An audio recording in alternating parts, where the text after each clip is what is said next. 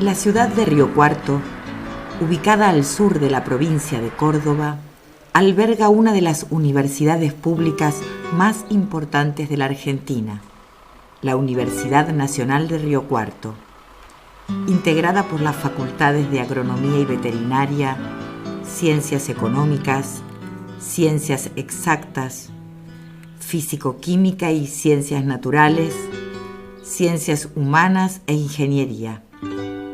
Ocupa un campus de 116 hectáreas, a las que se suman 1.445 hectáreas de campos de experimentación y actividades culturales. Trabajan y estudian allí 1.800 docentes, 20.000 alumnos y 530 personas de apoyo administrativo y técnico.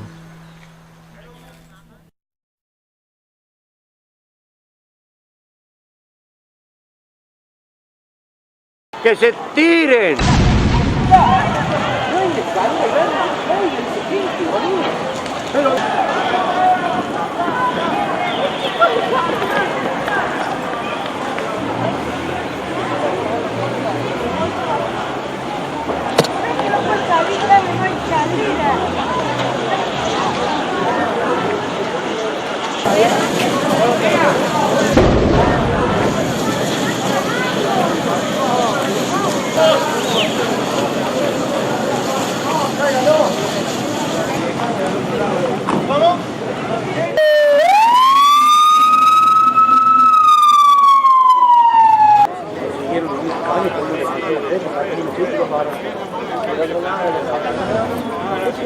Por favor, mantenerse del otro lado de la calle. Por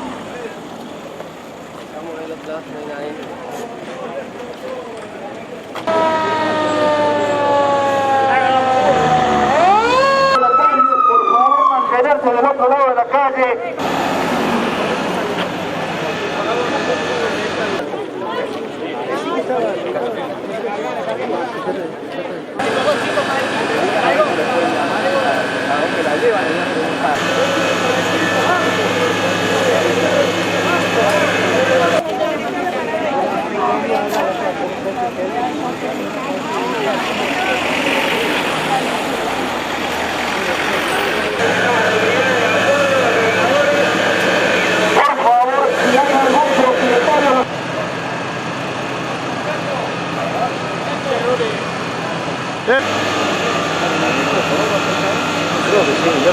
En definitiva, lo que ocurrió fue que había una experiencia que estaba organizada por un grupo de trabajo que depende de la Facultad de Ingeniería, el grupo GIDPO, que hacía una experiencia con la línea de investigación que ellos tienen, que es la extracción de aceite con solvente, en este caso del hexano.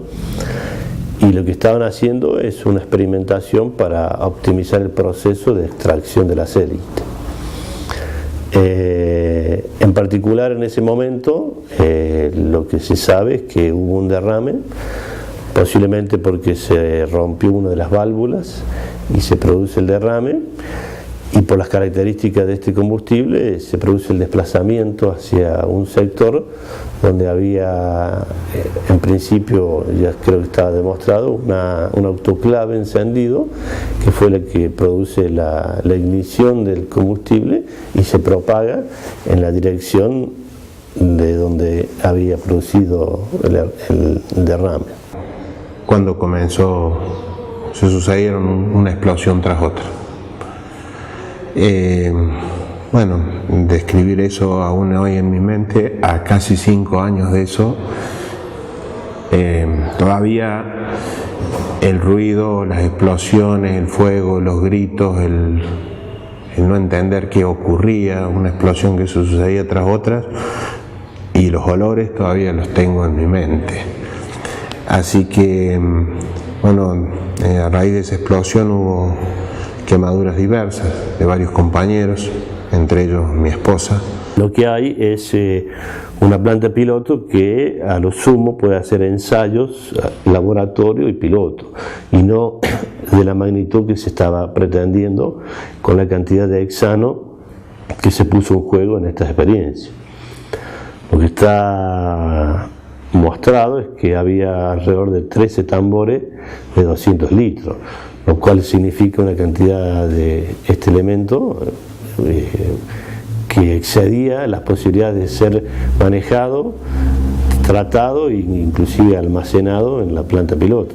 Yo los acompañé en la ambulancia, a la mayoría de ellos, viajé con ellos en la ambulancia.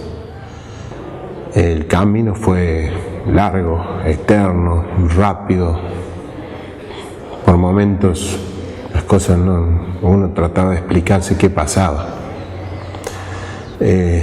Yo vivía cerca de acá en la universidad, un par de hijas estaban acá en mi casa y no entendía lo que pasaba porque veían humo, escuchaban explosiones, el teléfono que sonaba. Otras dos estaban en el colegio.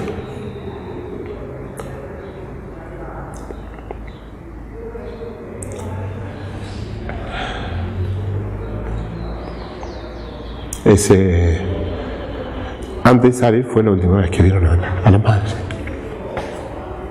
Esa es la realidad. Durante mucho tiempo tuve que aprender a superar la culpa de haberla traído ese día a trabajar. Eso, bueno, por otra parte uno aprende que lo que le toca es tratar de luchar por lo que quiera. Y hemos mantenido una posición firme y convencidos de que esto no queremos que ocurra más. No queremos que se vuelva el orden de la vida, que madres tengan que enterrar a sus hijos en su lugar de trabajo, que los hijos no vean más a sus padres que fueron a trabajar a un lugar. Creo que esa fue la convicción, la fuerza, lo que uno trata de juntar y aún hoy se mantiene vivo, ¿no? Esa partida de Exano tuvo su origen en la aceitera General Dehesa. Y el transporte desde Buenos Aires, entiendo, hasta General Dehesa se hizo por un tipo de transporte que en principio estaba autorizado para transportar ese combustible, pero después el transporte desde AGD hasta la universidad en principio se hizo solamente por un transporte común que no tenía las medidas de seguridad que se requiere para este tipo de casos. Mis marcas todavía están en la ventana porque yo salté por la ventana. Cuando yo abrí la ambulancia no le conocía a Liliana tenía ojos claros, los ojos eran color agua, del calor, del fuego, no le conocí. Lo raro, lo difícil es que en un ambiente tan lógico, tan académico, no generemos los argumentos suficientes para que esto no ocurra.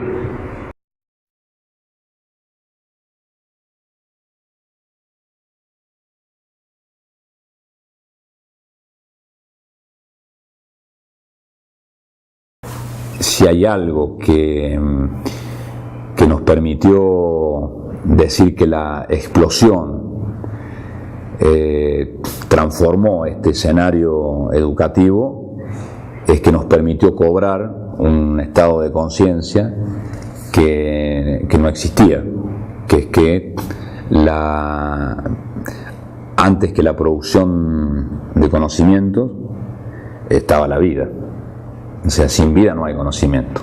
Hay situaciones que te hacen rechazar, pero la convicción del querer que esto no ocurra, del querer de dar ejemplo, de ser parte viva de todo esto, hace que uno continúe, que busque anclajes positivos, que no son fáciles de conseguir a veces.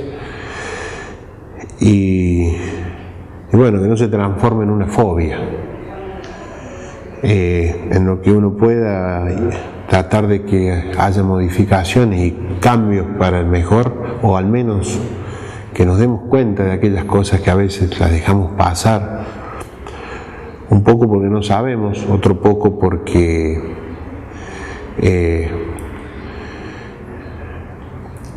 simplemente no buscamos los canales, las vías, y ya estamos tan metidos en esto de ser un poco técnicos de todo, que no sabemos todo, y de que qué nos va a pasar, que es parte de una costumbre y una filosofía, y que después hay que lamentar con creces. Las primeras asambleas, sobre todo la primera asamblea, que fue en el anfiteatro, y eso fue prácticamente al día siguiente, o al segundo día, ahí recibimos la noticia de que había fallecido el estudiante, y bueno, realmente nos conmovió, y bueno, los asambleístas cada vez que tomaban la palabra y hacían una intervención, lo hacían con mucho sentimiento. Algunos compañeros del propio Juan haciendo, recordándolo y valorizando su gesto en el propio momento, porque algunos ya lo sabían y otros nos quedó claro después que él tuvo la posibilidad de salir y volvió a entrar intentando hacer alguna maniobra, tratando de minimizar el impacto de lo que era el fuego, las posibilidades de mayores explosiones. Con el continuar de las asambleas, porque hubo varias, hubo una que hicimos en el centro de la plaza, 2 o 3 en la puerta de la universidad, de alguna manera teníamos la sensación de que la gente se iba consustanciando cada vez más, y con lo que nos había pasado había mucho dolor en muchos de los compañeros que intervenían, había también necesidad de explicación y de contar lo que le estaba pasando a cada uno. Y allí fue cuando uno de los compañeros planteó que había estado recibiendo algunas llamadas telefónicas de gente que tratándole de indicar, marcar o amenazar de que no dijera las cosas que estaba diciendo en las asambleas, porque de alguna manera ya se vislumbraba 2 miradas o 2 posicionamientos distintos acerca de lo que estaba pasando. Aquellos que intentaban o siguen intentando ocultar esto, tratando de negar y tratando de que de alguna manera aquellos que pudieron o no tener alguna responsabilidad puedan zafar, y aquellos que entendemos que hay que poner todo sobre la mesa de la mejor manera posible para que se sepa y que nunca más vuelva a ocurrir. Que ningún estudiante, que ningún no docente, que ningún docente, que ningún contratado sea presionado o sancionado por formar parte de nosotros. Receptamos la necesidad de reunirnos. Ya ustedes piensen que se produce la explosión en planta piloto y la institución no convoca a un lugar para poder compartir, para poder encontrarnos. La institucionalidad desaparece. Entonces lo que emerge es el sindicato como lugar de contención, pero rápidamente se produce un proceso de asamblea interclaustro, ¿no? Eso es una novedad importante, y la asamblea fue pasando por distintas etapas, ¿no? Una etapa que tenía que ver con la posibilidad de poner en la palabra lo que estaba procesándose en lo más doloroso del corazón, ¿está bien? Pero que no llegaba a expresarse a través de la palabra. Había que ponerle palabra al dolor. O sea, ese es el primer papel que cumple la asamblea. Es un papel de reparación y que solamente se puede hacer desde lo colectivo. El discurso institucional hegemónico que aparece a los días siguientes de esta gran asamblea es el discurso de la normalización. la necesidad de abrir la universidad. La universidad es un lugar seguro, la puesta en sospecha del discurso de la Asamblea en realidad lo que está haciendo es poner en duda la racionalidad de esta institución educativa. Esta institución educativa en realidad es una institución de altísima racionalidad, y lo que ocurrió fue un accidente que se equipararía a un hecho natural. O sea, así como llueve, ocurre un accidente en el trabajo, ¿no? Esta naturalización de la muerte en el trabajo. También se da cuenta que no es común que los sindicatos puedan participar. Los argumentos que nosotros sosteníamos, más allá de tratar de mostrar algunos precedentes, estaba fundado en la necesidad de que como sindicato debamos velar por el bienestar, sobre todo colectivo, de los trabajadores. Y aquí lo que se había puesto en juego no solo fueron el riesgo de salud, sino la vida de los propios compañeros que estaban o que asistían a la universidad, y que nosotros como sindicato podríamos aportar desde nuestra mirada, tal vez testimonio, tal vez peritaje o lo que entendiéramos que era correcto, para poder contribuir a esclarecer y determinar si hubo o no hubo, de quién eran las responsabilidades que se pudieron establecer, sobre todo pensando que si las cosas se hubiesen hecho de otra manera, esto se podría haber evitado. La investigación que estaba haciendo este grupo, el GIDPO, era en principio un acuerdo que luego se iba a firmar en convenio, y que de hecho había un convenio que tenía solo la firma de un representante de la fundación, que era un acuerdo de mejorar este proceso de extracción de aceite por solvente, y esta empresa era Desmet, una empresa internacional dedicada a este tipo de negocios, que es la venta de llave en mano de plantas para la extracción de aceite por solvente. Y lo que habían acordado con este grupo era, optimizar el proceso. Tiene este perfil, como todas las empresas, más allá de el rubro al que se dediquen, que es la de tratar de maximizar sus ganancias, y en este caso lo que queda demostrado que en el convenio, el acuerdo, si bien la empresa iba a poner un cierto dinero, era insignificante comparado con las ganancias que iba a lograr si estas experiencias salían de manera positiva, y que iba a poder vender como producto a las empresas dedicadas al tema en el país y en el extranjero. Hay en la universidad, por lo menos la que yo estoy, que me imagino que va a ser la mayoría, hay como una especie de desarrollo, crecimiento de los grupos, fundamentalmente por el propio empeño que le ponen, digamos, y por las vinculaciones que puedan lograr con las autoridades universitarias o con vinculaciones externas. Y no hay básicamente una planificación del desarrollo en función de intereses más comunitarios. Si bien hoy en Río Cuarto no hay ningún instituto específico que dependa del CONICET, sí hay muchos docentes que son investigadores, docentes e investigadores de la Universidad de Río Cuarto, pero tienen su vínculo con el CONICET.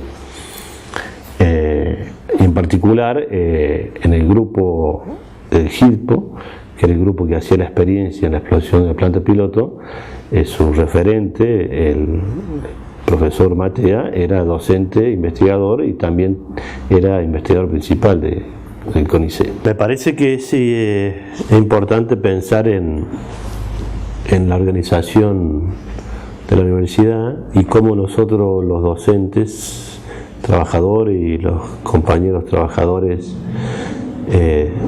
nos organizamos para funcionar en cualquier trabajo, en particular en la universidad.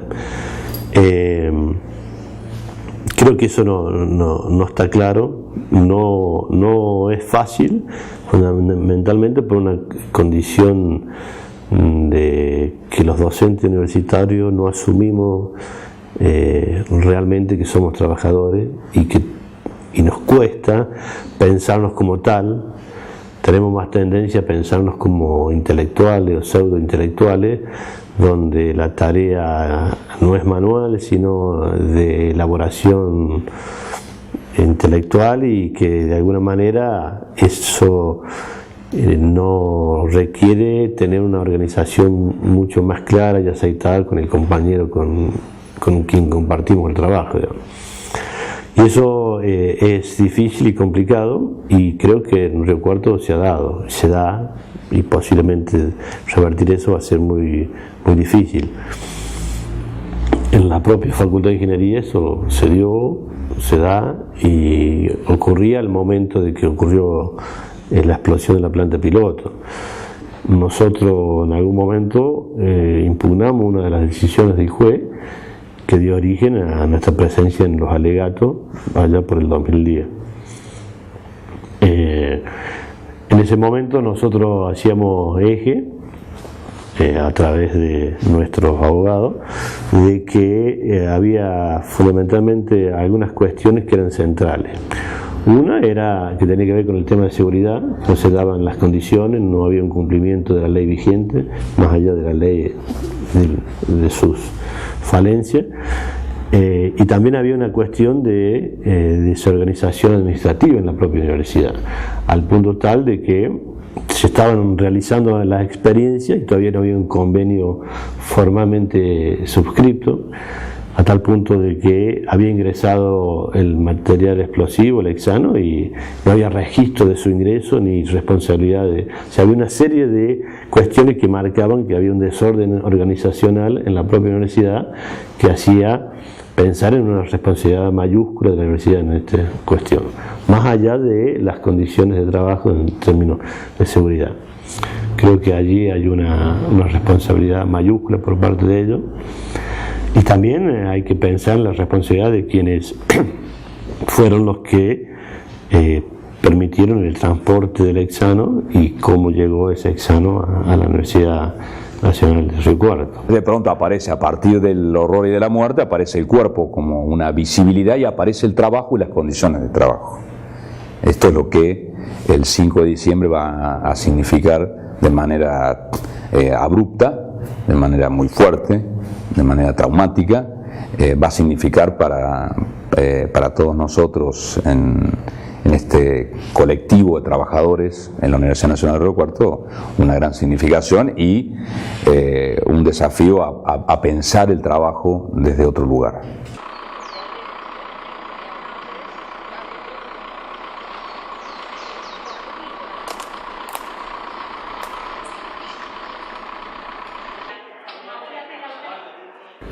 Tomábamos como propia la propuesta de la participación de los trabajadores como sujetos transformadores de su propio lugar, o sea, ellos como partícipes activos de quienes realmente realizan el trabajo, lo reconocen, se reconocen en él y bueno, y son los principales que pueden llegar a proponer las mejoras y los cambios. La Asamblea permitió politizar esta dramática del 5 de diciembre. ¿Politizarla en qué sentido?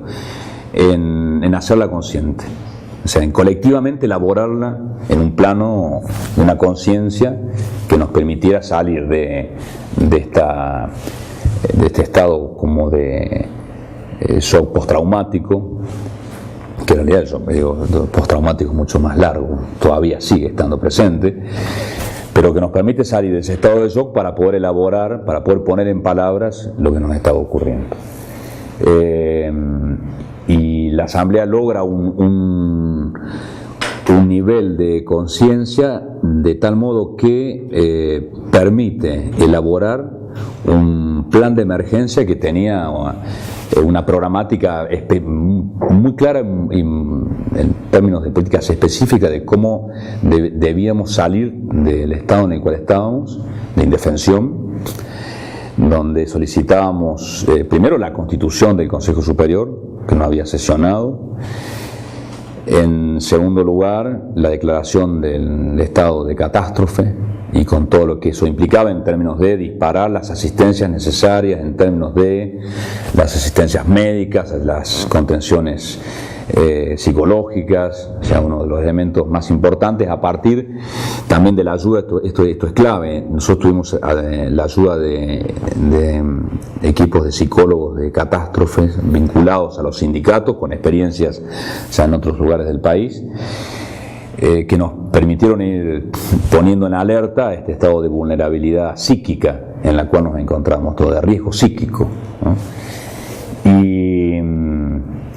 Y esta problemática planteada al Consejo Superior de la Universidad, incorporando también la necesidad de una revisión exhaustiva de las condiciones en las cuales estábamos trabajando. Ya no solamente, o sea, la explosión planta piloto ponía como en sospecha el estado general en el cual estábamos trabajando, solicitando una inspección a la Superintendencia de Riesgo del Trabajo en conjunto con el sindicato y con las propias autoridades de la universidad, y la puesta en marcha de un plan de relevamiento y la necesidad de contar con un plan de higiene y seguridad y una explicitación de ese plan en términos institucionales claros. O sea, no contábamos con un plan de seguridad en la Universidad Nacional de Río Cuarto. También la producción del conocimiento puede ser una producción altamente alienante.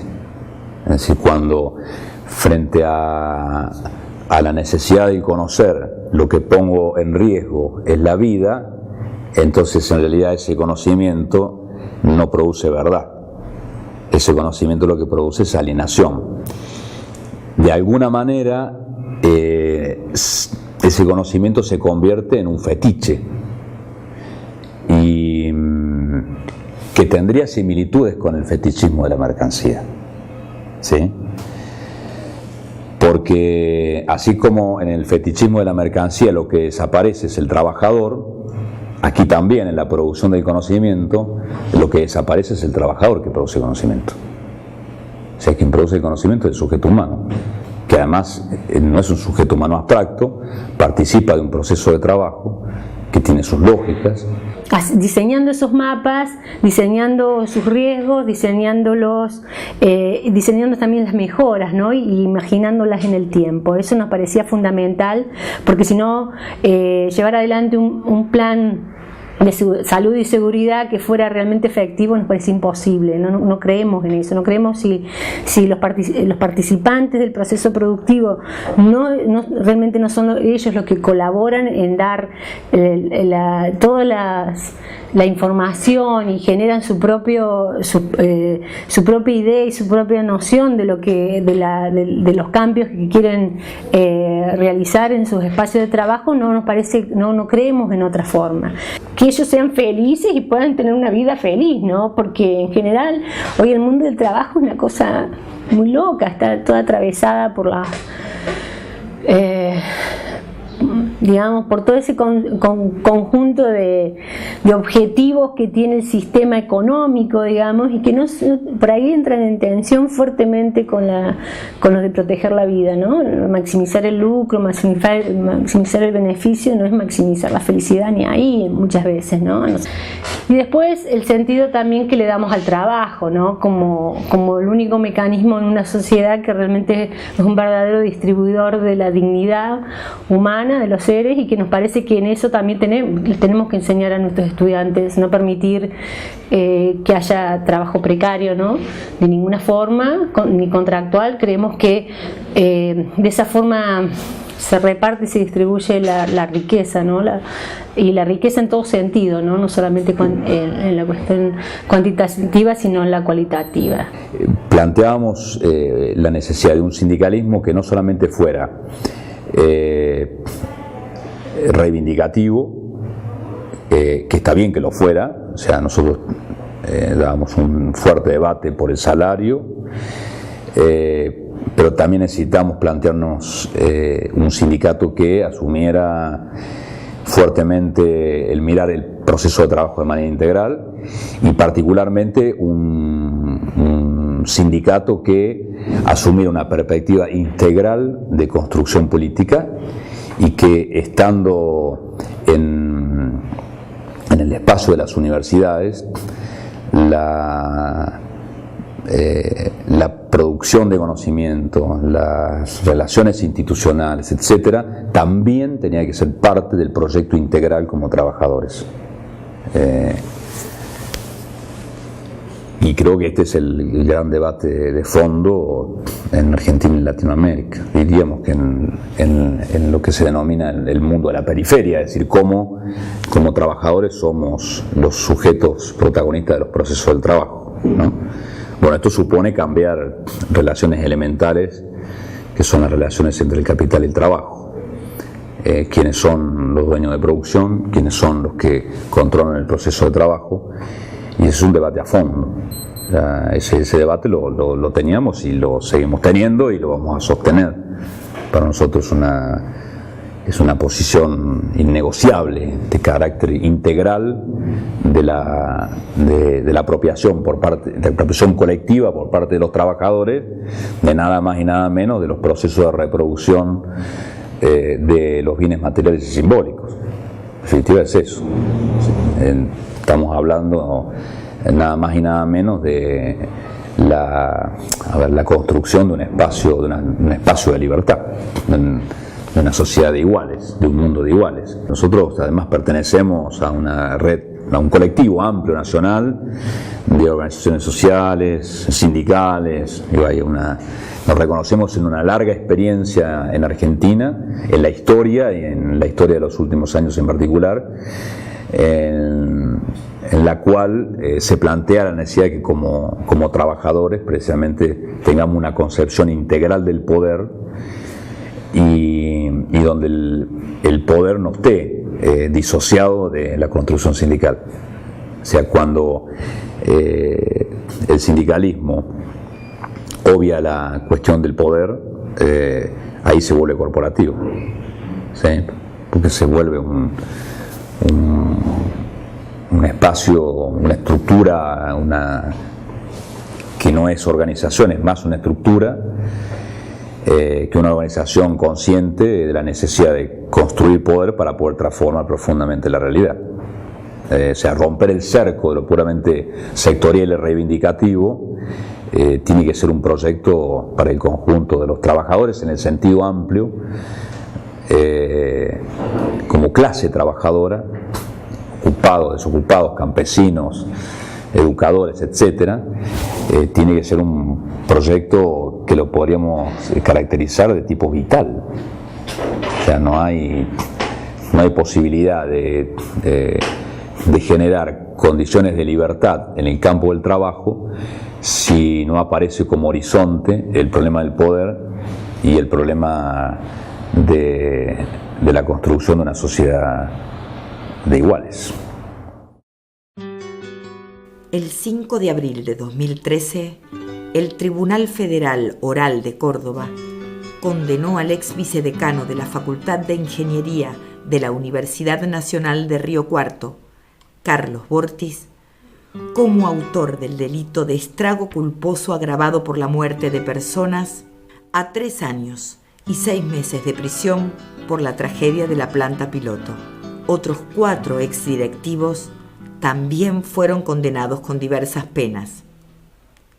A su vez, el tribunal dispuso volver a investigar la conducta de la empresa Aceitera General Dehesa, responsable de la compra y traslado del hexano. También ordenó continuar la investigación a Desmet, empresa que encargó y montó la estructura donde se realizó la experiencia de la planta piloto. También los jueces requirieron ampliar la investigación sobre las responsabilidades que pudieran caberle a Oscar Spada, quien se desempeñaba como rector de la universidad en 2007, en el momento en que se produjeron las explosiones.